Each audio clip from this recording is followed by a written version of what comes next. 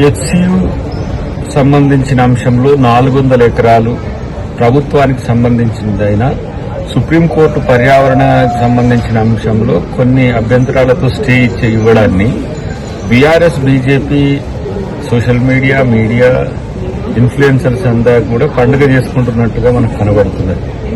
ఇలాంటి అబద్దాలను ప్రచారం చేయడం ద్వారా వాళ్ళు శునకానందాన్ని పొందడం తప్పితే మరొకటి కాదు. సుప్రీంకోర్టు యొక్క తీర్పును, సుప్రీంకోర్టు యొక్క గైడెన్స్ ను ప్రభుత్వం పాటిస్తుంది.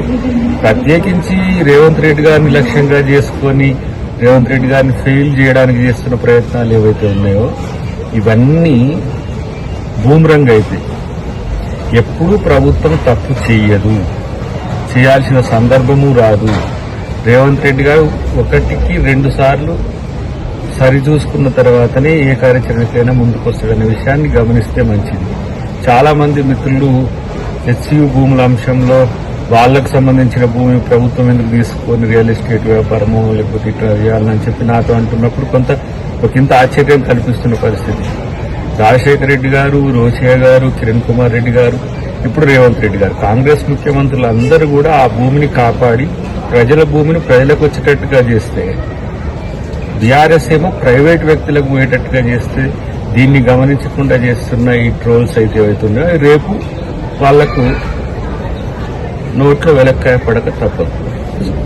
ఈ నెల 7వ తారీఖే కాదు, పూర్తిగా ఆ భూముల అంశంలో ప్రభుత్వం అనుసరించిన తీరు గాని, కాంగ్రెస్ పార్టీ అనుసరించిన విధానం గాని తప్పుడుగా ఉన్నదని చెప్పి చేసే ఒక ప్రయత్నం జరుగుతుంది. ఇది ప్రజలెవరూ నమ్మకండి. ఎందుకంటే ఇవన్నీ కూడా ఒక కొత్త పద్ధతిలో ఇన్ఫ్లుయెన్సర్స్ తో నేనే దాదాపు ఒక 2-3 ఇంగ్లీష్ ఛానల్స్ ను, ఇంటర్నేషనల్ ఛానల్స్ ను కూడా నేను అటెంప్ట్ చేసిన. అక్కడ ఉన్న వాళ్ళ ఒపీనియన్ చూస్తే నేనే ఇబ్బంది పడ్డా. ఎందుకంటే ఈ పరిస్థితులు ఇంత అబద్దాలను ప్రచారం చేయడానికి అటు బీజేపీ వల్ల ఏమైందంటే జాతీయ అంతర్జాతీయ మీడియా, బీఆర్ఎస్ వల్ల కూడా ఒక సెక్షన్ ఆఫ్ మీడియా ఇక్కడ, కొంతమంది బయట ఉన్న హిందీ ఇంగ్లీష్ ఛానల్స్ కూడా ఒక రాంగ్ ప్రిడిక్షన్స్ తో ఉన్నారు. ప్రభుత్వం చాలా స్పష్టంగా కేటగిరికల్ గా మంత్రుల కమిటీ వేసింది, వాళ్ళు నీకు తెలుస్తారు, సుప్రీంకోర్టు ఉన్నది, అంతకు కాదంటే గ్రీన్ ట్రిబ్యునల్స్ ఉన్నాయి.